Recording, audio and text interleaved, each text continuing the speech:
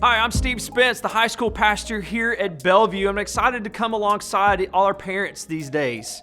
Hey, you know what? Our students are making decisions all the time. Many of them we know about, but most of them we have really no idea. They are faced with so many temptations, and here's the honest fact.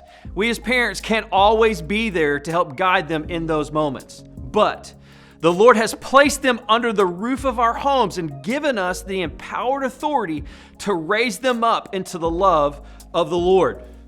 Our culture is a minefield. It's the best illustration I could come up with. The issues and obstacles surrounding our teenagers are numerous, and we don't see them coming. Think about it. When you were teenagers, the issue of sexuality and gender identity was kind of hush-hush. But now it's an everyday conversation. Who knew that mine would explode in our faces? So how can we best help our students to navigate this minefield? How can we best balance the offensive and defensive posture as we guide our students into adulthood? I want you to think about, here's some preventative steps that we can take in order to help our teenagers navigate this cultural minefield.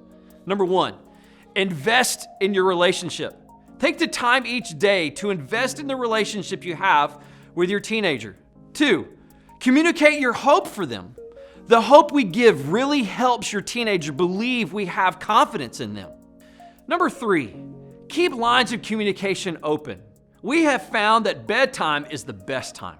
They are processing the day, and many times they are the most talkative.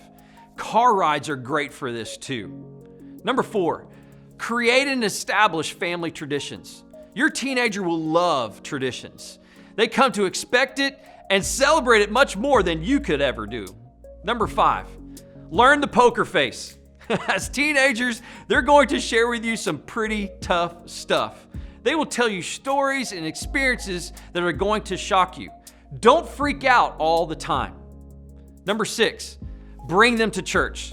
Do what you can to expose them to what is good. Expose them to the gospel as much as you possibly can. Even if they are a believer already, the more they hear the gospel and they see you devote yourself to the word and to the church, the better. You know, we balance this offensive parenting versus defensive parenting.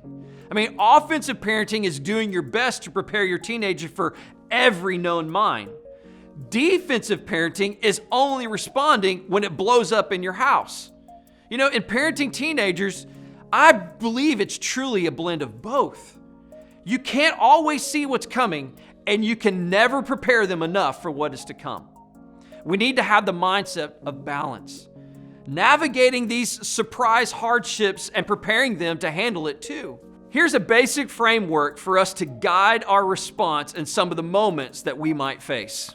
Number 1, realize sin is real, and you might find it in your teenager. Shocking, I know. Number 2, our kids will make mistakes. I simply will say this: requiring perfection of our kids is not fair. Number 3, don't write the story before it happens. This is probably one of the hardest things not to do. We make so many assumptions about the situations we encounter, believing one thing when in reality the story we created in our heads is not true. Number 4, how you handle each situation is a reflection of the gospel. You know, discipline is a tool in our tool belt.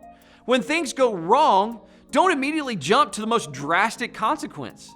Rebellion, sin, forgiveness, and restoration is the gospel. And we have the honor of being an example of how the Lord deals with each one of us. Number 5, be patient. The world they are growing up in is not the world that you grew up in. Growing up is hard.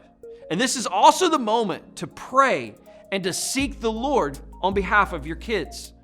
Number 6, learn to ask curious questions. Oh, this is a good one. Questions like, how do you know that to be true? Where did you hear that? What else is going on? You know, with these questions, we seek to understand the heart. Questions are a great way to partner with your teenager and to communicate love and care. Number 7, there's nothing wrong with professional help in situations that demand more than you can provide. It's not defeat to ask for help. Our pride can limit us from allowing experts to handle it. And there are people and resources all around us who can truly help. You know, parents, you could do this. Having your head in the sand about these issues and hiding behind our excuses is not an option. Your teenager needs to know your house is a safe place. And when faced with the minefield of big issues, our teenagers need to first run to the Lord and to you for wisdom, guidance, and support. It's not an impossible task, and it is worthy of every little bit of time that you can give.